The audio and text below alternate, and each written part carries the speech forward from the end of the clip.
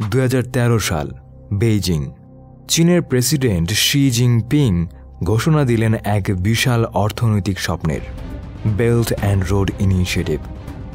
এক বিশাল নেটওয়ার্ক যা চীনের বাণিজ্যিক প্রভাব ছড়িয়ে দেবে ইউরোপ, এশিয়া আর আফ্রিকা পর্যন্ত।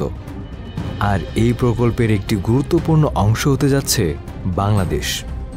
কিন্তু প্রশ্ন উঠছে, এই উদ্যোগ কি শুধু উন্নয়নের গল্প, নাকি এটা একটা কৌশলী ঋণ ফাঁদ?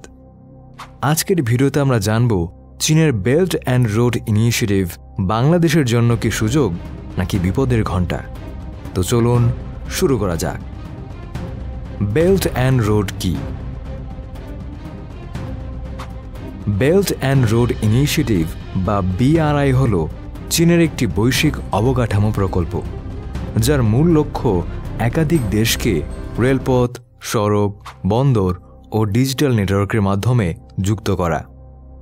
এটা যেন আধুনিক সিল্ক রোড, যার মাধ্যমে চীন নিজের পণ্য সস্তায় পৌঁছে দেয় বিশ্বের প্রান্তে এবং সেই সাথে ছড়াতে চায় তার ভূ রাজনৈতিক প্রভাব। 60টিরও বেশি দেশ এরই মধ্যে এই প্রকল্পে যুক্ত হয়েছে। কেউ বন্দর বানাচ্ছে, কেউ রেলপথ, কেউ বা বিদ্যুৎ কেন্দ্র। বাংলাদেশও এই প্রকল্পের একটি অংশ। তবে প্রশ্ন হচ্ছে, এই অংশীদারিত্ব কতটা লাভজনক? বাংলাদেশের সঙ্গে চীনের সম্পর্ক।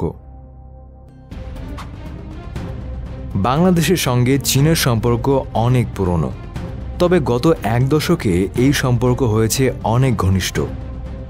2016 সালে চীনের প্রেসিডেন্ট শি জিনপিং ঢাকা সফর করেন এবং সেই সফরে ঘোষণা করা হয় 30টির বেশি প্রকল্পে $24 বিলিয়ন বিনিয়োগের। পদ্মা সেতুর রেল সংযোগ, পায়রা গভীর সমুদ্র বন্দর, মাতারবাড়ি পাওয়ার প্ল্যান্ট, এই সব কিছুতেই চীনের টেকনিক্যাল ও আর্থিক সহায়তা জড়িত। কিন্তু এই সহায়তা আসছে ঋণের মাধ্যমে এবং এর বেশিরভাগই বাণিজ্যিক ঋণ, যেটা সুদের হার অনেক বেশি। শ্রীলঙ্কা ও ঋণ ফাঁদের বাস্তব গল্প। বেল্ট অ্যান্ড রোডের মাধ্যমে সবচেয়ে আলোচিত ডেট ট্র্যাপ ঘটেছিল শ্রীলঙ্কায়। হাম্বানটোটো বন্দর নির্মাণে চীনের কাছ থেকে শ্রীলঙ্কা নেয় বিপুল ঋণ, কিন্তু বন্দর চালু হওয়ার পর সেটি লাভে না গিয়ে চলে যায় ক্ষতিতে। শেষমেশ ঋণ শোধ করতে না পেরে শ্রীলঙ্কা বাধ্য হয় বন্দরের মালিকানা 99 বছরের জন্য চীনের হাতে তুলে দিতে। এটা ছিল এক স্পষ্ট বার্তা, উন্নয়নের নামে চীন কখনো কখনো নিয়ন্ত্রণ নিতে চায় কৌশলে। তবে এই ঘটনার পেছনে মূল কারণ ছিল শ্রীলঙ্কার ওই সময়কার সরকারের দুর্নীতি, আর এটাই ছিল প্রকৃত সত্য। এখন প্রশ্ন, বাংলাদেশ কি ধীরে ধীরে একই পথে হাঁটছে? বাংলাদেশের প্রকল্পগুলোর বাস্তবতা। বাংলাদেশে চীনের অর্থায়নে কিছু প্রকল্প সফল হয়েছে, তবে অনেক প্রকল্প সময় ও বাজেটের বাইরে গিয়ে পড়েছে। উদাহরণ হিসেবে বলা যায় পায়রা বন্দরের প্রকল্প। এতে শুরুতে বিনিয়োগ ছিল চীনের, কিন্তু পরে তা নিয়ে বিতর্ক তৈরি হয় এবং জাপানের দিকে ঝুঁকে যায় বাংলাদেশ। আরও কিছু প্রকল্প দেখা গেছে চীনা কন্ট্রাক্টরদের উপস্থিতি বেশি, কিন্তু স্থানীয় শ্রমিকদের সুযোগ কম। এই পরিস্থিতিতে অর্থনীতিবিদরা বলছেন, এসব চুক্তির শর্ত ও স্বচ্ছতা নিয়ে সরকারের উচিত আবার বিবেচনা করা। কৌশল না কূটনীতি? অনেক আন্তর্জাতিক বিশ্লেষক মনে করেন বেল্ট অ্যান্ড রোড শুধু অর্থনৈতিক নয়, এটা এক ধরনের গ্লোবাল স্ট্র্যাটেজিক গেম।